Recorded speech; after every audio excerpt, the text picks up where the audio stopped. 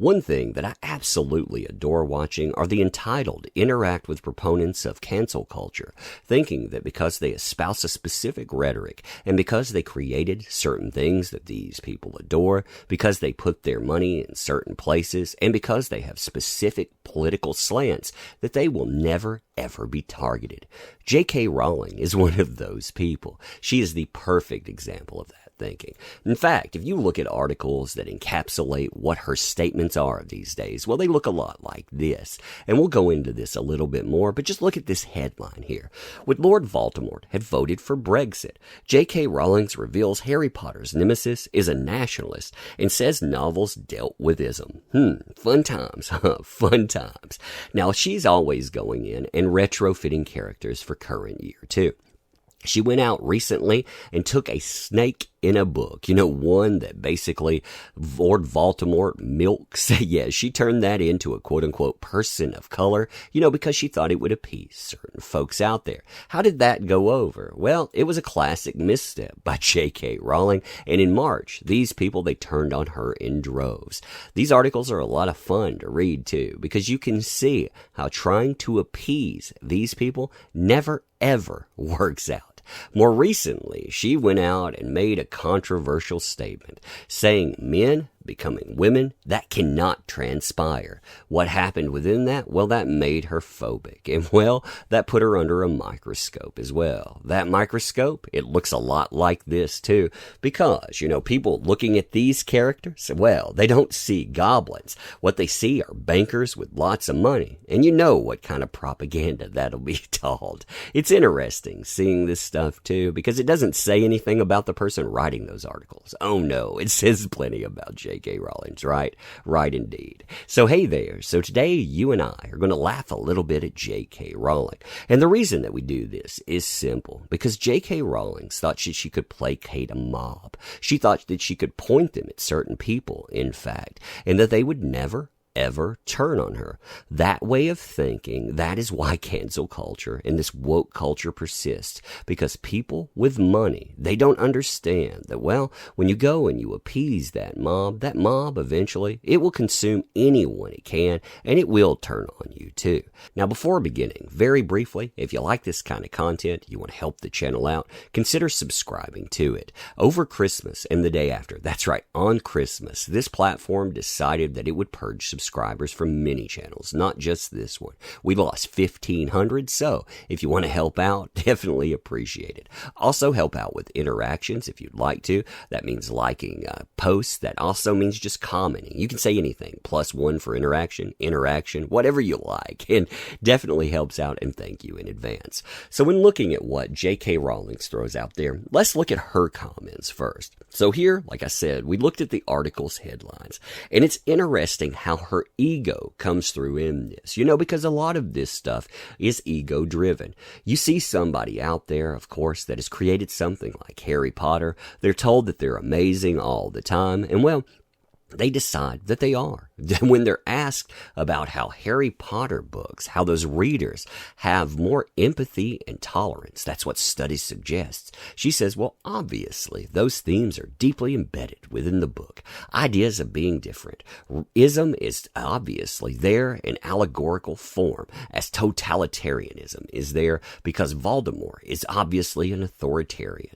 I wouldn't say he's a populist, but he's a kind of nationalist. You know what kind of nationalist that she's talking about too. When these folks throw it out there, they shorten that, to a certain buzzword. Starts with an N, ends with an I. Lovely stuff. She also loves going in and using comparisons for critics from her books. That stuff, it's cringy to me, but you know exactly who she's trying to placate with this kind of statement. Miss Rawlings faced abuse after she donated £1 million to the anti-independence campaign to stop Scotland breaking away from the UK. She had compared extreme critics of her stance to Harry Potter's enemies, the Death Eaters. So, of course, again, again, she's trying to placate a certain crowd, and she thinks in that she can do that. She can do it with impunity. She can push those people forward by using this stuff. And again, those cancel culture proponents, they'll never turn on her. They have, like I said, we talked about the characters. We talked about this stuff. And I did an article that discussed all of this as well. There's a video that talks about blowback from Mark Hamill liking a post that she put out. But essentially, after she put out this post here talking about man cannot become woman, well, she's gotten lots of backlash. And it looks like this here. This is the perfect article to look at for it. Now, with this article, we're only going to cover a slight portion. Why? Because it uses specific pictures to talk about propaganda, and I do not want that getting flagged simply because I go through an article. So instead, we're going to cover the beginning. So here is how it lays out. The Warner Brothers studio tour in London has a thrilling attraction, the Gringotts Wizarding Bank set from the Harry Potter movies. You too can experience the wonder of entering through vaulted bank doors and handing your hard-earned coin to greedy, money-grubbing little men with long crooked noses, receding hairlines, and shifty eyes. Okay, when it's written out that way, it sounds like a very specific type of propaganda. But don't worry there. Those aren't that type of person. No, they're goblins. Remember that. They're goblins. Sure, the goblin traits sound similar to, remember that word, starts with an N, ends with an I, era propaganda. But that's probably because they both play off banking tropes. It's not like they look similar. Now, when you go through this, again, it will take propaganda pictures, it will transpose them with imagery like this, and it will tell you, J.K. Rowling, she probably didn't do this intentionally, but she bought into something. And when she bought into that specific something, her doing that unconsciously, that was quote-unquote problematic. Isn't that fun stuff? Now, the reason that we end up here, too, is because J.K. Rowling went out, made a specific statement, and again, she thought that she could interact with this mob. And it's interesting because normal people, they would go out, they would laugh this stuff off. I've had hit pieces on me. I have a tiny channel. So, of course, you're going to go out and you're going to get this type of interaction. But you never apologize to these folks. However, when you're part of their crowd, you have to apologize, right? And these people, they do not accept any type of weakness. They do not accept that proverbial blood in the water. Oh no, when they go out and they can hook you with this, they definitely will. And they'll never stop.